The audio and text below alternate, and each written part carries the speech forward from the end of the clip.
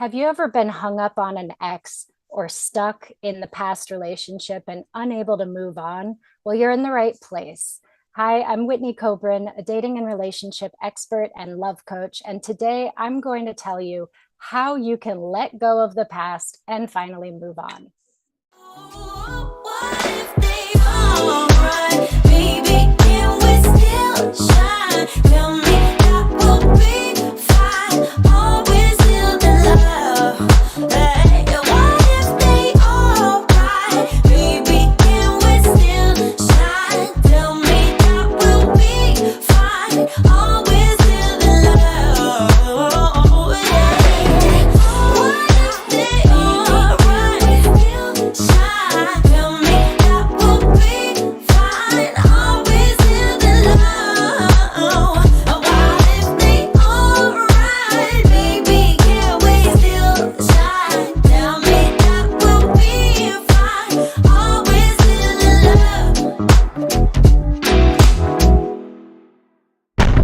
Oh, what if they all right? Hello, Baby, welcome, can welcome we back. still So, shine? today we're going to be talking about how to let go and move on. And this is so important. Let's think about what will happen if you don't let go. If you don't let go, you can't move on. Maybe there wasn't a happy ending from what happened in the past, but you're going to be stuck in that unhappy ending rather than being able to close that loop and be able to move on and start a new story that could have a happy ending. And we're going to look at today why it's so hard to move on and what you can do about it to actually be able to move on. So, the first thing that I want to talk about is why it's so hard. And if you've ever seen this image, I know in my psychology textbooks, it was always in there, but the iceberg, where there's a little tiny tip of iceberg above the water, but a big, huge iceberg underneath the water. Well, that is your mind. And the little tiny tip that is above the water is our conscious mind, what we are aware of, what our conscious decisions are. This is where you make goals and decisions about your life. But your subconscious, the big part that's under the water, you may not be aware of, but that is leading your life. So anytime that you feel this internal conflict of, I want to let go, but I can't, or I want to achieve this goal, but I can't, you know that your subconscious and your conscious mind are duking it out. So there is a battle happening between what one wants and what the other one wants. And our subconscious mind is programmed to keep us safe. That's why it's so hard to reach a challenging goal, because your subconscious mind will think about all the dangers. Well, what if I make a ton of money and then people want things from me? Or what if I make it and lose it? Or what if I try really hard and I fail? All of these fears will hold us back and keep us stuck and keep us in our comfort zone. And it's a very similar thing happening when we are stuck in the past. Our minds, our bodies, we get programmed just like computers, right? I don't know if you realize this, we have created computers in our image. We have a lot of the same defragmenting and processing. So let's think about it like that. When you were with that person or when you were experiencing that past event, it felt good. And you began to be programmed to want that thing, to need that, to enjoy that. Let's just assume it's a person. You're having a hard time getting over an ex. And so you're programmed by being around that person all the time that that's what you want, that is your everything. And then all of a sudden, let's say they're gone and it's over and you just can't move on. It's hard because deep down, you have these feelings that you want to stay attached, that there's hope of getting back together, that maybe this is the best you can ever do. And so the first step to being able to let go and move on is to acknowledge, what are your actual thoughts? What are you actually thinking about this? And you might have very contradictory thoughts of, I'm ready to move on and be with someone else, and I really miss this person and I wish we were still together. And just know that that's super normal to have these conflicting views. So, this is the first step. You want to ask yourself also, what is the payoff of still being stuck in this past? What am I getting from it?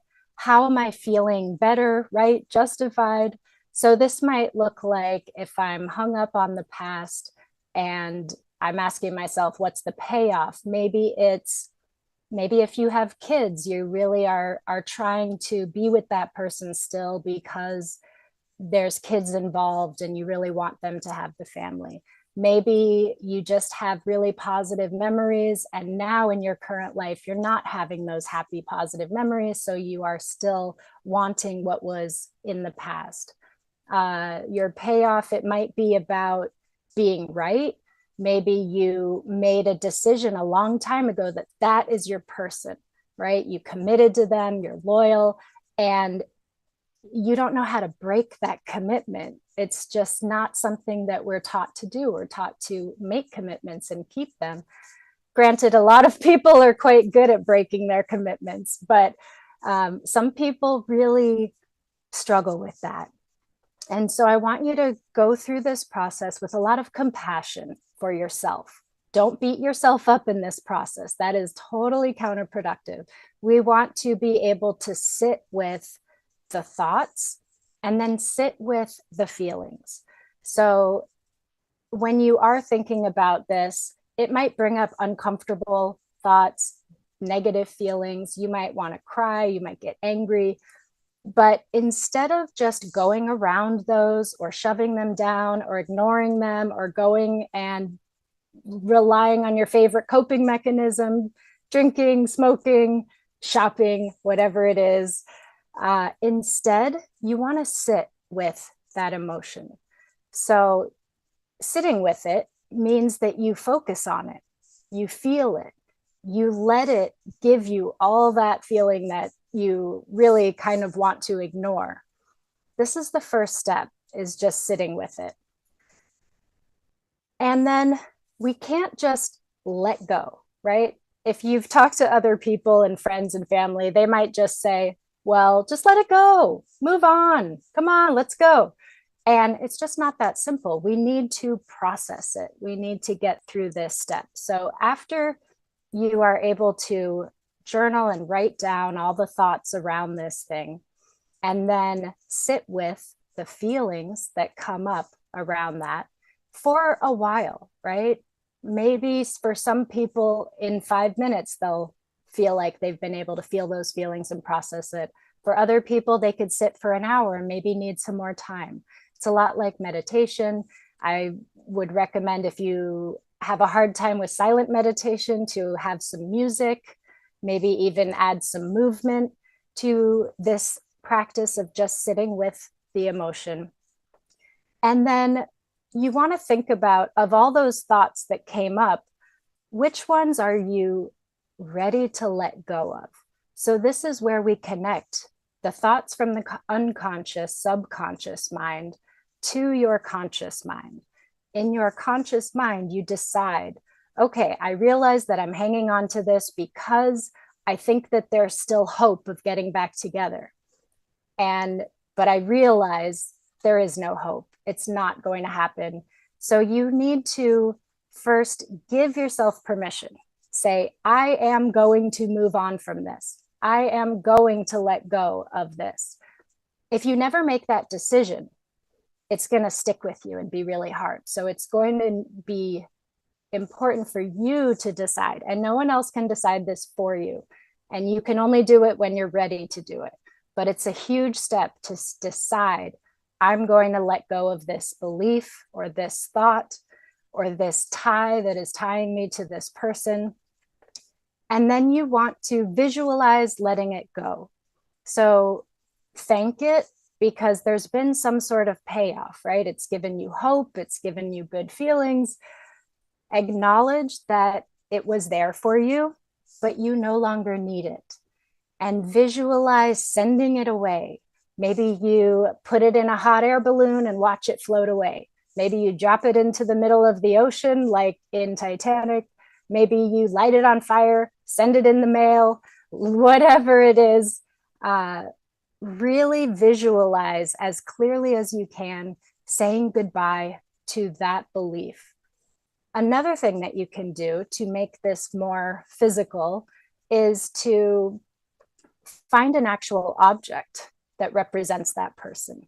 Or maybe you just write on paper and let that paper represent this tie that's keeping you stuck and in the past, and then destroy it, rip it up. If you could safely, in a safe place, light it on fire, let it go. There's a symbolic gesture to this, but it really does help us align what we're conscious of and what we're not conscious of. So we want to acknowledge what the feelings and thoughts are that are keeping us tied to it. Sit with that for a while, feel it, let it fully incubate and fully give you the message that it needs to give you, rather than pushing it down. Even if you have felt this a lot over years or months, it's important that you consciously decide to sit with that and then make a decision that you're ready to let it go, that you're ready to move on, state it out loud, and then visualize sending away this old tie. And then bring your attention to your heart and imagine your heart just coming back together and sealing up and healing. Imagine giving this healing energy to your heart. And when it comes to our energy, where your attention goes, your energy flows. So just imagining and putting your attention on your heart will allow your energy to go to your heart space, and just giving yourself some soothing touch, holding yourself, giving yourself a hug can be very nurturing when you're going through this kind of difficult letting go process. But you want to absorb all of the healing energy that you can, because it depends how you look at this. If you look at it like, oh my gosh, I'm letting something go, I'm so scared, I don't know what's going to happen, I need that, you'll be in this panicky state. And we don't want that. That's not going to be conducive to this healing process. So instead, bring all your attention to healing yourself and feeling good about this, being proud of yourself. You don't want to stay stuck in the past forever. Part of you does, but you know that there are better things out there for you.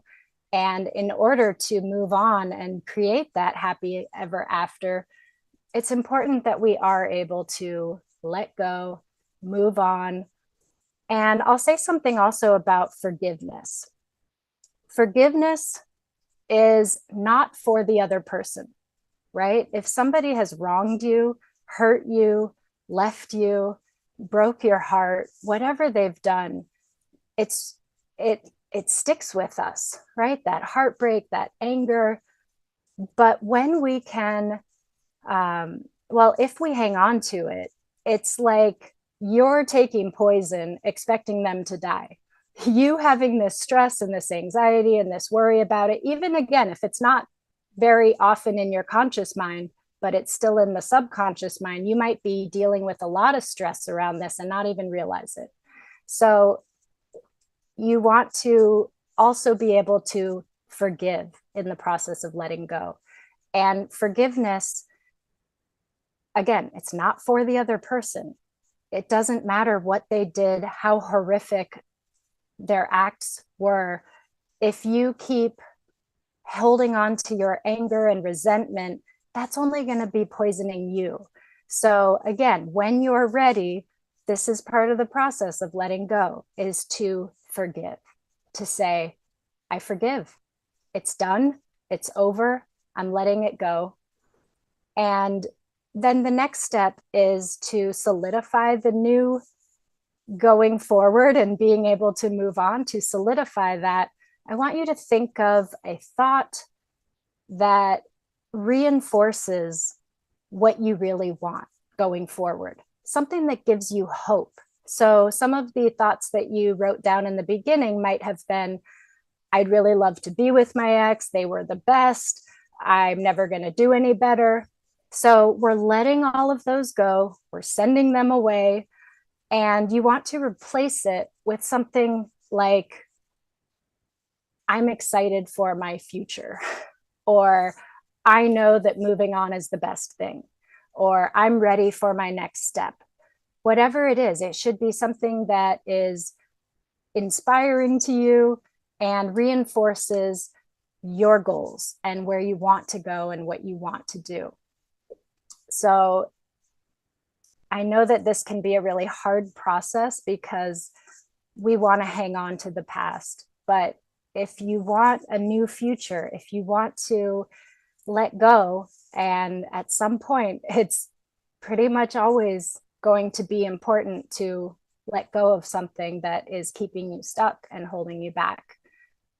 So follow these steps and you'll be able to let go and move on and eventually create your own new happily ever after.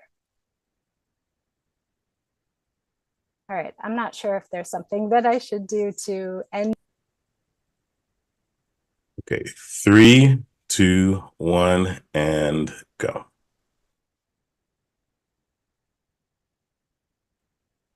If you enjoyed the program today and got some benefit out of it, I would love to hear from you. You could reach me at my website, whitneykobrin.com. That's WHITNEYKOBRIN.com. And for ladies who are looking to improve their love life, their self-love, their dating, their relationship, I invite you to download my app. It's called Love Coach in My Pocket, and you can find it on Apple and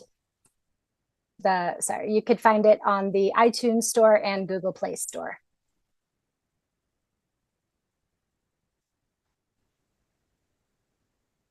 All right, 3, 2, 1, and go. If you enjoyed this program and if you got something beneficial from it, I encourage you to follow the program and also reach out to me through my website, whitneykobrin.com. That's WHITNEYKOBRIN. And if you are a lady who is looking for love or looking to improve your self-love or turn your love life around in some way, please download my app. It's Love Coach in My Pocket. And there are courses and community and lots of resources for you there.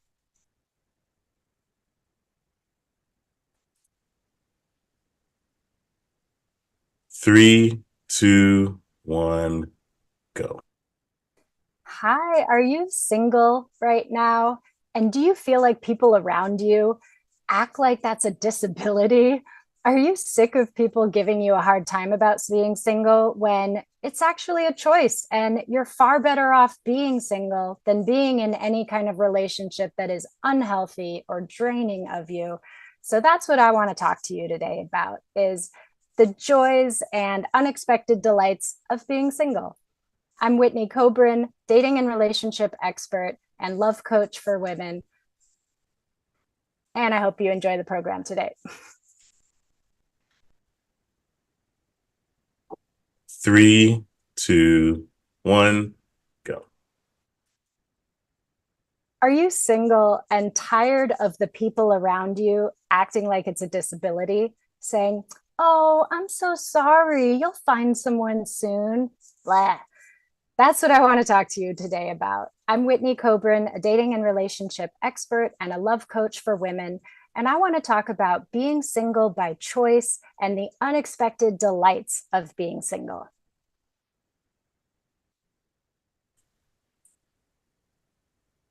Three, 2, 1, and go. Hello, I'm Whitney Kobrin.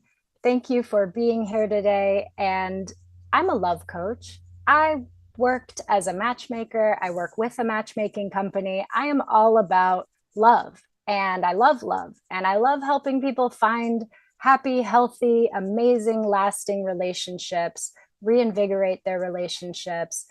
But I want to talk about the opposite of that today and talk about being single, because I've talked to a lot of single people over these years doing what I do, and not one of them enjoys other people feeling pity on them or acting like something is wrong with them, or, oh, honey, you're just being too picky. Just settle for someone.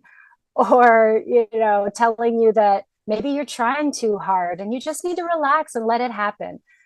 I will tell you that your perfect partner is never going to just show up in your living room when you're Netflix and chilling by yourself. No, it doesn't just happen for everyone. It does take some effort. It does take some work, and I bet you've tried the dating apps and websites. You've gone on blind dates. You've worked on yourself and read all the self-help books. Maybe you've gone to therapy or counseling. And if you're still single, I just want to say there's nothing wrong with you, like, at all. Being single is not a bad thing. So I want to talk about some of the unexpected delights and good things.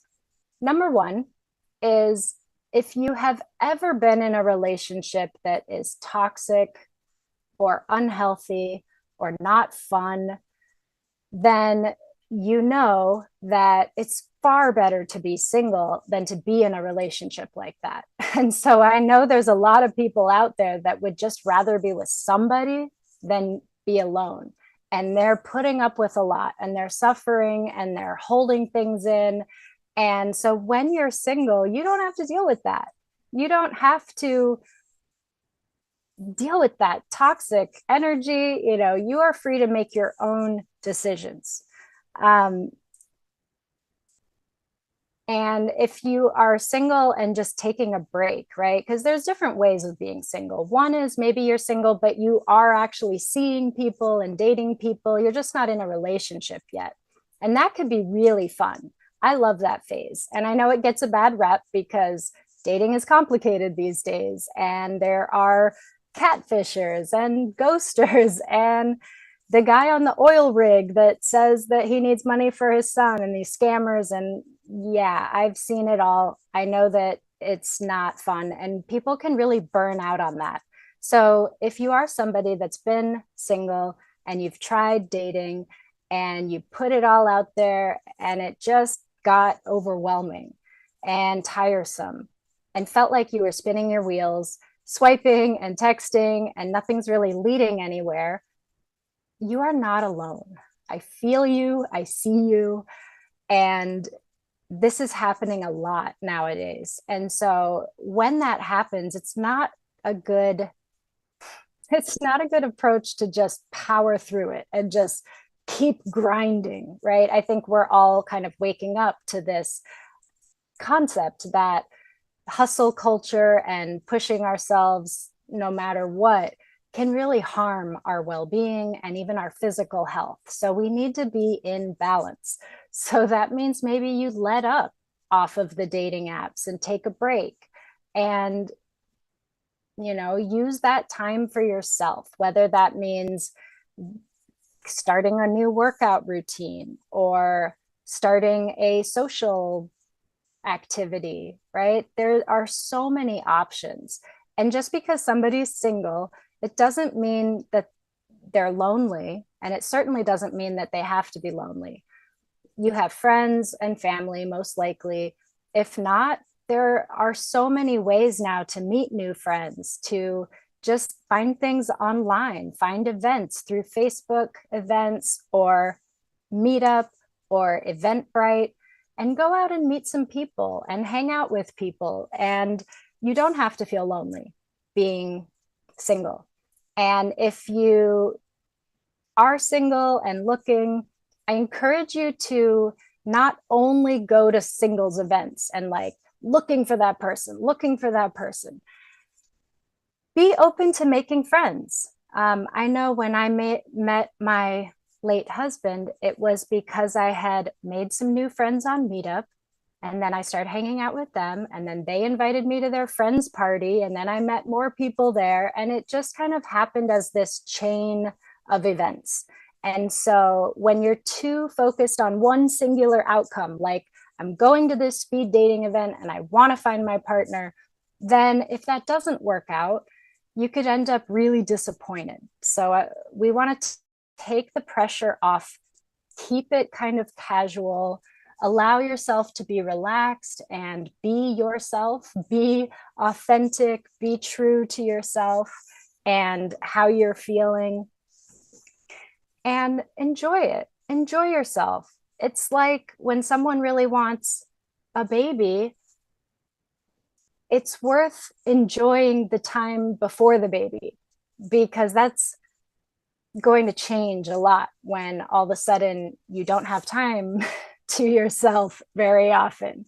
So while you're single, I encourage you not to look at it as a bad thing and feel lonely, and definitely don't get lost in your head with, the downward spiral of, I must not be lovable, I must not be good enough, it's never going to happen for me.